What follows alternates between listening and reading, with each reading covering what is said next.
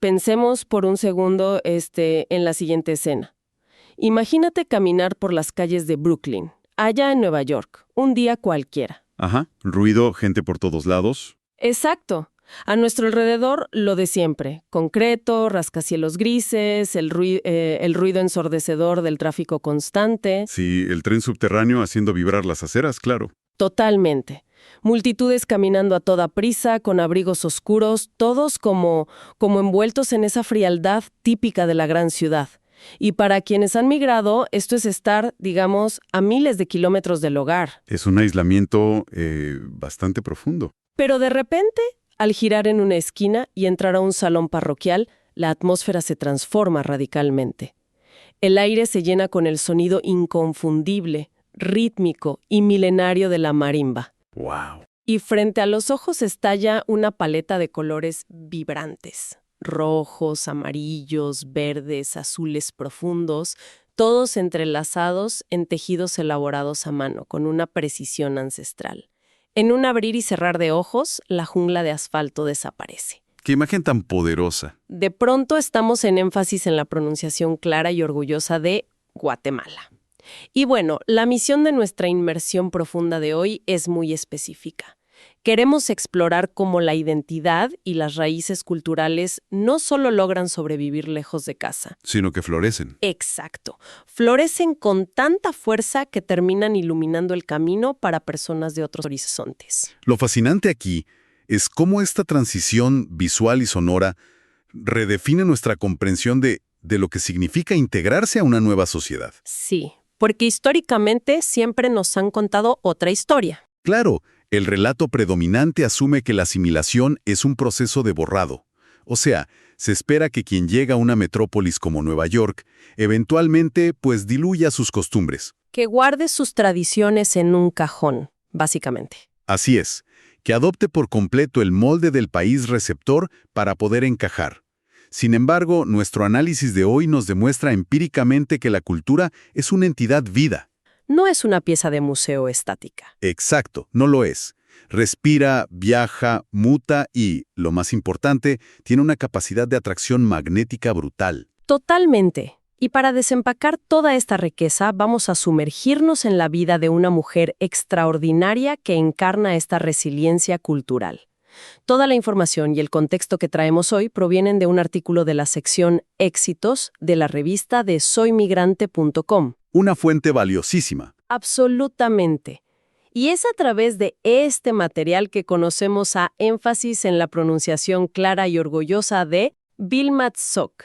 Ella es una migrante guatemalteca de origen quiche que lleva radicado en Estados Unidos nada menos que 24 años. ¡Wow! 24 años. Más de 2 décadas. Más de la mitad de su vida construyendo su camino lejos de su tierra natal. Y aquí es donde la historia da un giro espectacular que, confieso, me voló la cabeza al revisar nuestras fuentes. A ver, cuéntame. Vilma no solo mantiene vivas sus tradiciones bailando danzas folclóricas con sus 3 hijas, sino que lidera un grupo donde participan migrantes de México y Ecuador. Eso es increíble. Personas que no tienen un vínculo de sangre con Centroamérica, pero que sienten una admiración tan profunda por la estética y la expresión maya guatemalteca, que se ponen la indumentaria y bailan a la par de ella en pleno Nueva York. Es que eso rompe por completo el paradigma de la nostalgia aislada. Normalmente, las asociaciones culturales en las diásporas son clubes cerrados. Digamos, los colombianos se reúnen para bailar cumbia. Los dominicanos para la bachata, claro. Exacto. Es un instinto natural de preservación buscar a los tuyos. Pero lo que Vilma ha catalizado en Brooklyn es un fenómeno de asimilación a la inversa, o mejor dicho, una asimilación lateral. Asimilación lateral. Me encanta ese término. Sí, en lugar de que todos se asimilen a la cultura estadounidense, distintos grupos de migrantes latinoamericanos se están asimilando a la cultura maya guatemalteca como una forma de resistencia comunitaria.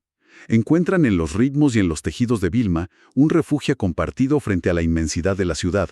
Ok, analicemos esto con detenimiento.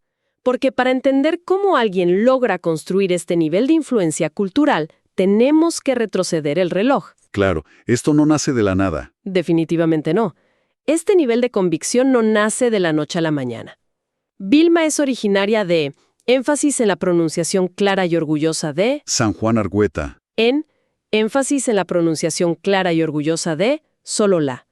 Y lo que destila su testimonio, y me parece vital resaltar, es que la danza no fue un pasatiempo que adquirió de adulta para curar la nostalgia. Ah, ¿no? No, ella empezó a bailar a los 3 años. A los 3 años, ¡wow! A los 3 añitos ya participaba en las festividades de coronación de las reinas en su pueblo. Y esto tiene una raíz familiar profundísima.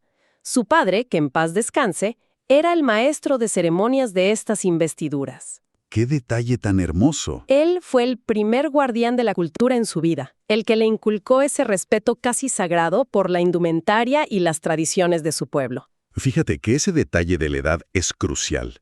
A los 3 años, la cultura no se aprende de manera académica, se absorbe por ósmosis. Se vuelve parte de ti. Exactamente. Se convierte en parte del código genético emocional de la persona, y es fundamental retener esa imagen de la niña de 3 años bailando porque contrasta de una manera brutal con lo que vendría poco después en su vida. Sí, porque la infancia de Vilma se vio interrumpida muy rápidamente. Su educación formal tuvo que detenerse en la escuela primaria.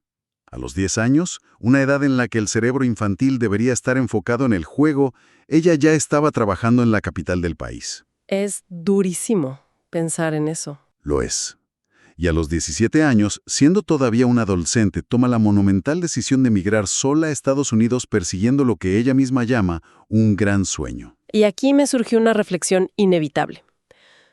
Si pensamos en las décadas que siguieron a esa migración, su vida ha sido un maratón de resistencia física. Ha trabajado limpiando casas, ha estado en las cocinas de restaurantes coreanos y hoy en día es especialista en estética de uñas. Empleos sumamente extenuantes. Totalmente. Cualquiera que conozca esa realidad sabe que hablamos de jornadas largas, de lidiar con químicos, de estar de pie o encorvada todo el día.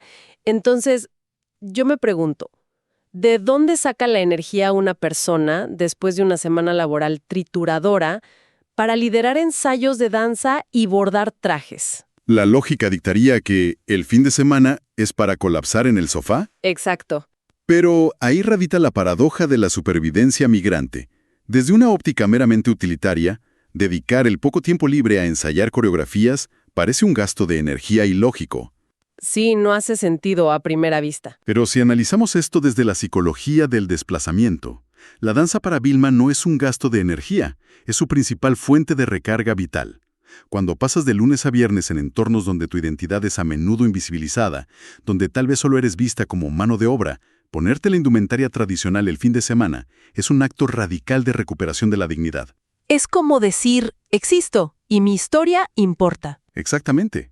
Es una manera de reclamar el espacio y decir, tengo una historia milenaria, poseo un conocimiento ancestral y mi existencia tiene un peso estético inmenso.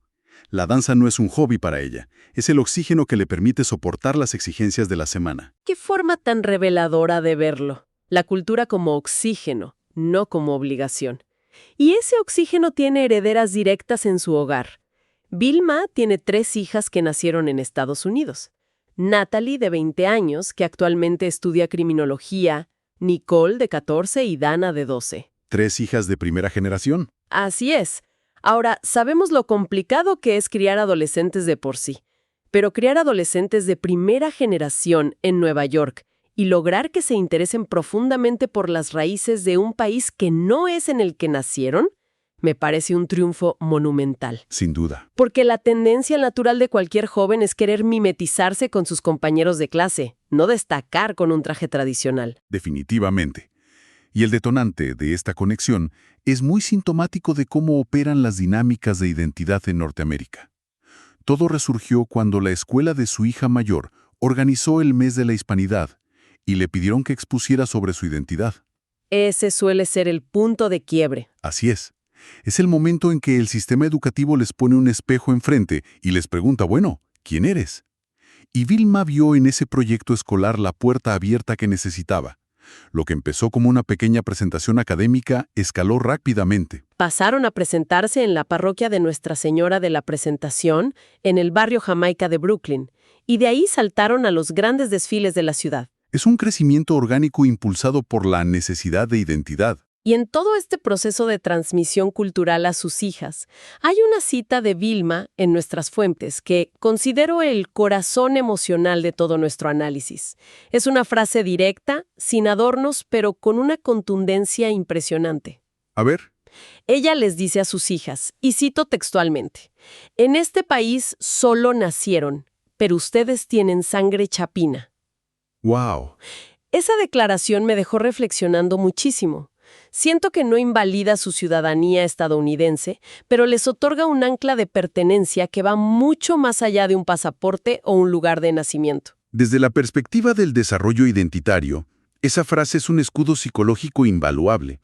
Los jóvenes nacidos de padres migrantes suelen enfrentarse a lo que los sociólogos denominan una crisis de identidad dual. El famoso ni de aquí ni de allá. Exacto.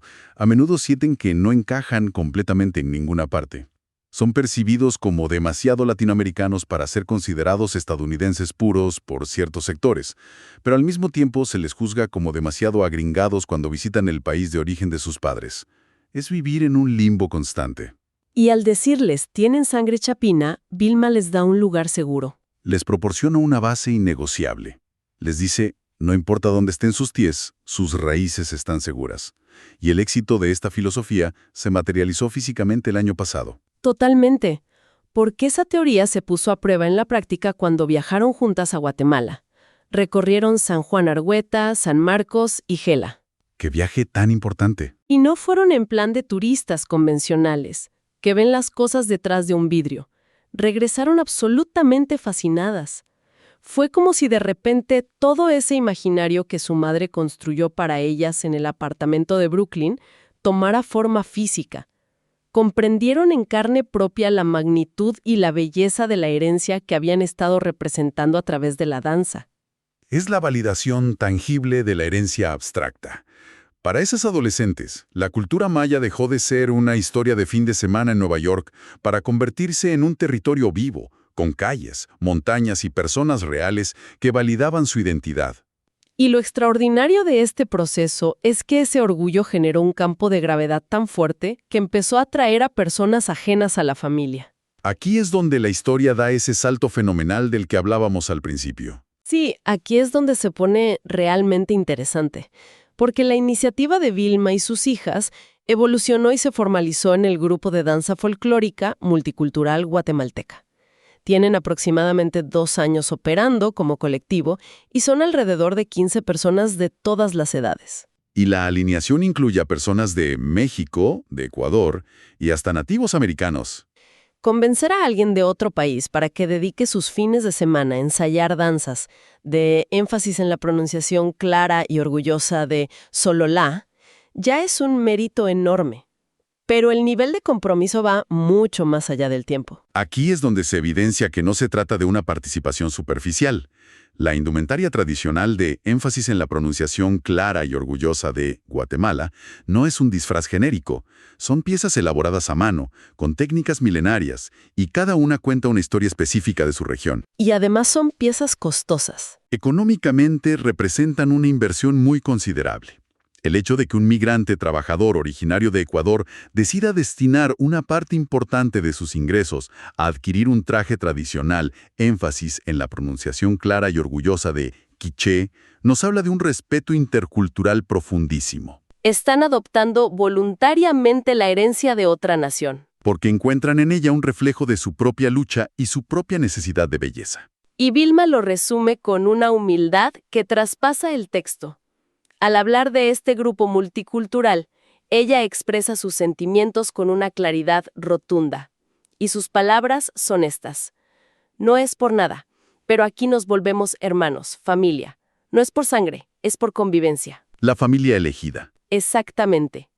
Lejos de los tíos, los primos y los abuelos que quedaron atrás, han tejido una nueva red de parentesco basada en el respeto mutuo, en los ensayos y en el amor compartido por el arte. Si conectamos esto con el panorama general de las comunidades en el exilio, lo que Dilma ha construido es un poderoso antídoto contra el aislamiento. La vida del migrante suele estar caracterizada por la hiperproductividad y la soledad. El trabajo de casa al trabajo y del trabajo a casa. Así es. Al crear esta familia por convivencia, ella ha diseñado un microclima de protección mutua. Es un espacio donde el mexicano o el ecuatoriano ya no son solo trabajadores en la maquinaria de Nueva York, sino hermanos en una comunidad unida por el ritmo guatemalteco. Y el motor de todo esto, la razón por la que Vilma sigue liderando el grupo a pesar del cansancio, es para hacerle frente a la nostalgia. Ella confiesa abiertamente que extraña en su país. Claro, el peso emocional es fuerte. Su objetivo, en sus propias palabras, es traer un poco de Guatemala aquí, compartirlo con nuestra gente y sentir ese calor. Y creo que cualquiera de quienes nos escuchan que haya estado lejos de casa entiende a qué tipo de calor se refiere. No es el clima, es el calor humano. Es la transformación de la melancolía en acción. En lugar de dejar que la nostalgia se convierta en una tristeza paralizante, ella la utiliza como combustible creativo. Literalmente crea un espacio físico donde ese calor puede existir en medio del invierno neoyorquino. Ofreciendo refugio a cualquiera que necesite sentirse abrigado por la comunidad. Y este esfuerzo constante tiene manifestaciones muy concretas. El próximo evento en su calendario es este sábado 7 de marzo en una actividad organizada por la Hermandad de la Virgen de Lourdes de Santa Cruz del Quiché en Brooklyn. Este sábado, Vilma hará exactamente lo mismo que hacía a los 3 años en su natal San Juan Argüeta. Mantener vivas sus tradiciones, ahora entre hermanos migrantes. Una trayectoria que nos deja una reflexión profunda sobre el futuro de las tradiciones milenarias. Si la cultura tiene el magnetismo para dar sentido de pertenencia a personas de toda América Latina en una de las ciudades más implacables del mundo, quizá el folclore tradicional dependa de su capacidad de ser adoptado como símbolo de resiliencia universal por cualquiera que busque un hogar lejos de casa. Gracias por acompañarnos. Este relato inspirador, lleno de fortaleza, trabajo y sobre todo amor familiar, proviene de la sección Éxitos de la revista de soymigrante.com, en donde reconocemos y dignificamos las voces y los caminos de los migrantes guatemaltecos. Pero, a través de Mercado, nuestro espacio de productos hechos a mano, empoderamos a artesanos en Guatemala con productos que preservan la tradición, abren oportunidades económicas y contribuyen a reducir la migración forzada. Tú también puedes apoyar esta visión eligiendo lo hecho a mano en el mercado de soymigrante.com, en donde hay más sueños guatemaltecos en progreso. ¿Cuál es tu gran sueño guatemalteco? Nos quedamos con esa reflexión. Hasta la próxima.